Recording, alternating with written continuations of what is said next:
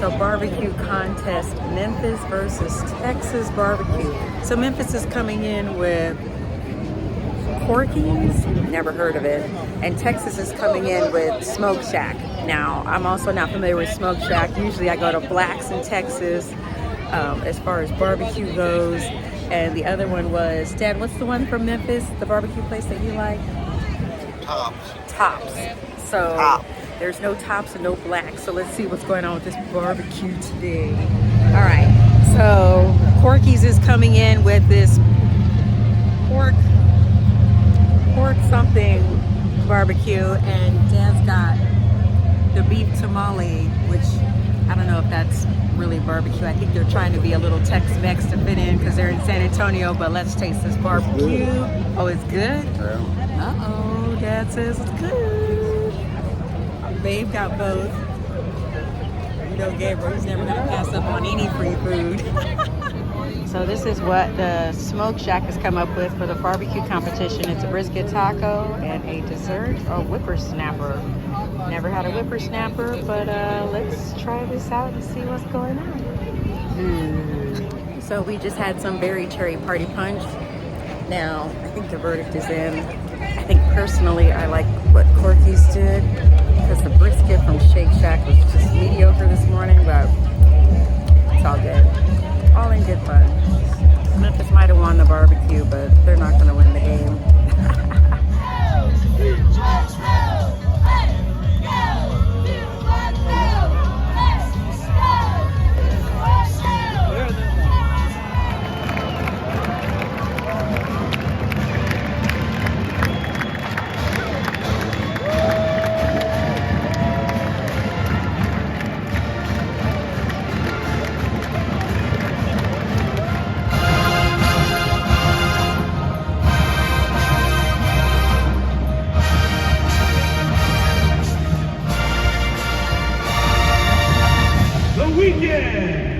And up next, get ready for...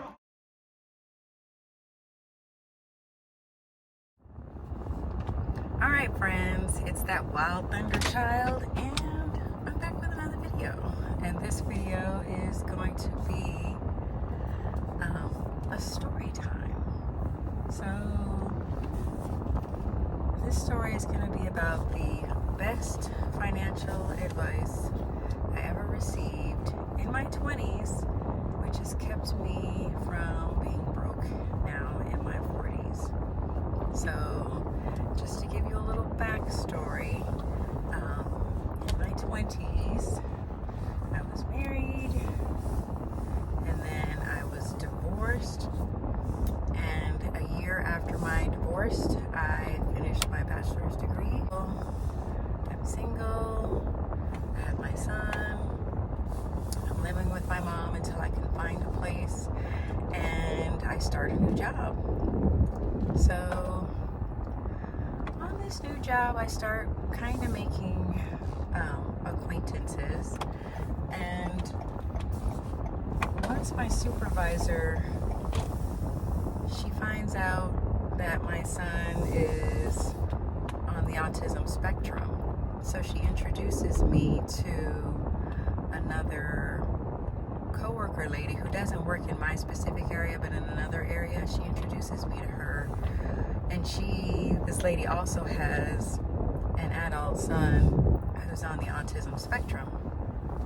Now she's married, and so we kind of become friends, and so occasionally whenever I would see her, we would exchange information about our sons and autism. She would tell me about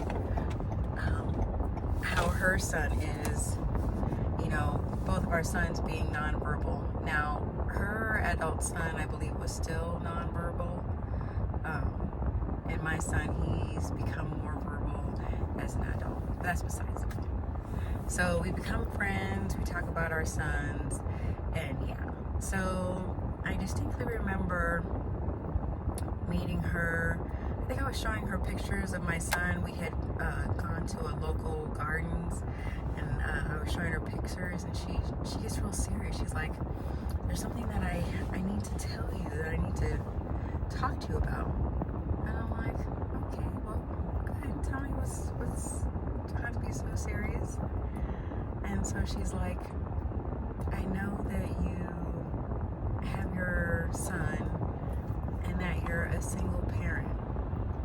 And she tells me, please don't spend all your money on clothes. She says, because with your son being autistic and you being single, she's like, chances are you won't remarry. And you're going to need that money when you're old. And I'm thinking, okay, because... All right, this is Editing Carmita here, and I just want to add that this advice was given before social media was monetized. So it seems now that most 40, 50, 60, 70-year-old people can now get on the internet and make extra income in retirement. So yeah, I guess social media has become the new retirement plan B if your original retirement plan falls through. So yeah, just wanted to add that caveat there because I don't think I mentioned it in the rest of the video. At this point in time in my life, I'm in my mid-20s, I have a good job, and it was not foreign to me to go to the mall. If I was going to meet up with somebody to go to the mall, get a new outfit just for that occasion, drop $100, $150 on a new outfit to go this or there. But she tells me, don't spend all your money on clothes because you're going to need that money when you're older.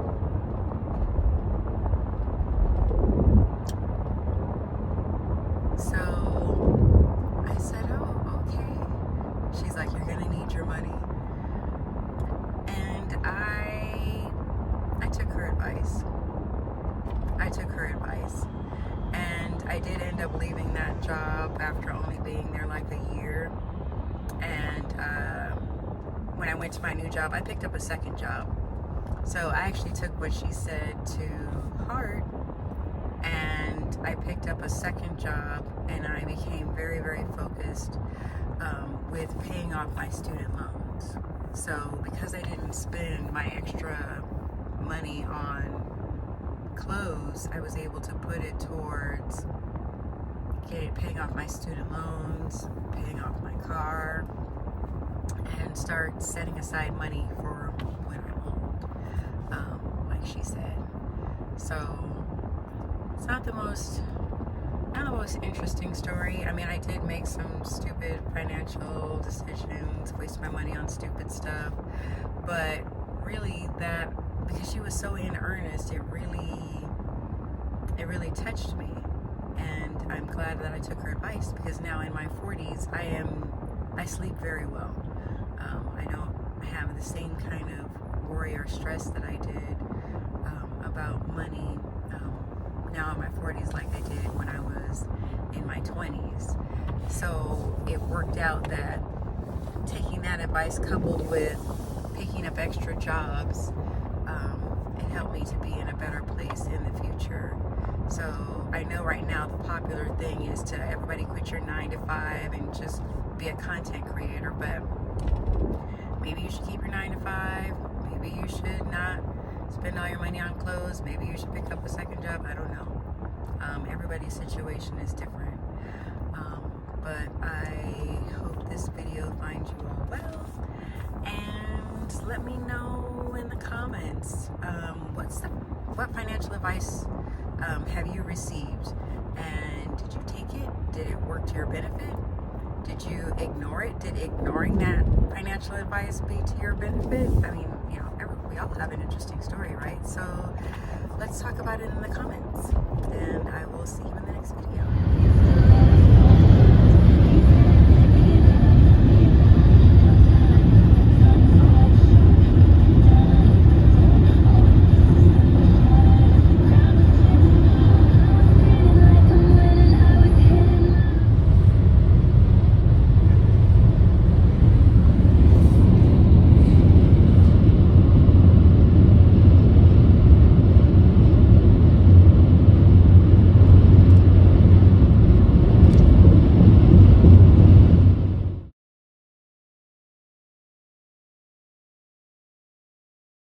Gas station prices on snacks are extremely exorbitant compared to the price that you would pay for the exact same snack at a grocery store. So I always stock up on snacks at the grocery store before heading out on the road trip.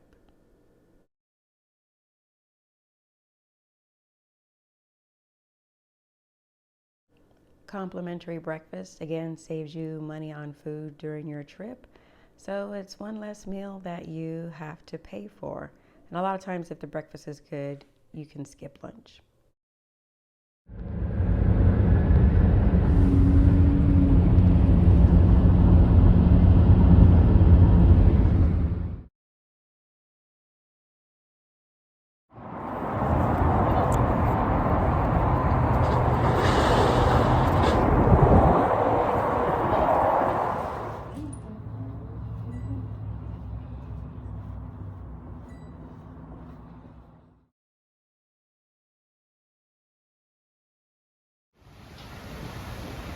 It's a very beautiful day.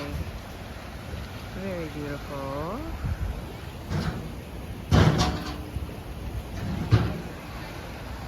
Yeah.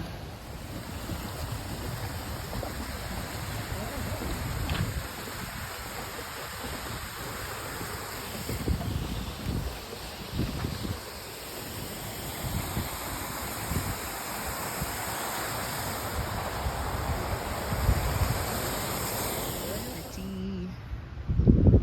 Ooh, it's a beautiful fall day in Tennessee. And there's still some flowers. But it's just very much fall. And we're here with the fam. This is right there, iris of the rainbow. All right. Iris of the rainbow.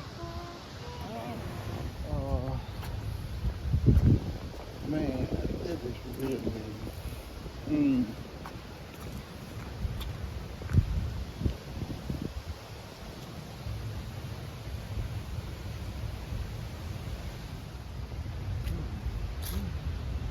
I bet you this took some time to make little walkways.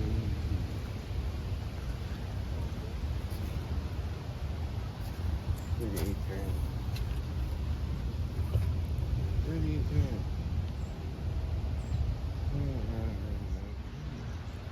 Today is the school day. It is Today a school is school day. day. All right, so let's educate ourselves then on prehistoric plants. Prehistoric clan trail. Prehistoric Memphis. Wow. Prehistoric Memphis. Yep. You know what? I was just watching the program about the Ammonites, not about the Hittites in the Bible, and knows about the shell Ammonites. Those spiral, their core spiral shape. Wow. I was already into that. It just shows up. Synchronicities, Dad. Ammonite. Synchronicities. Snails and prehistoric. Wow.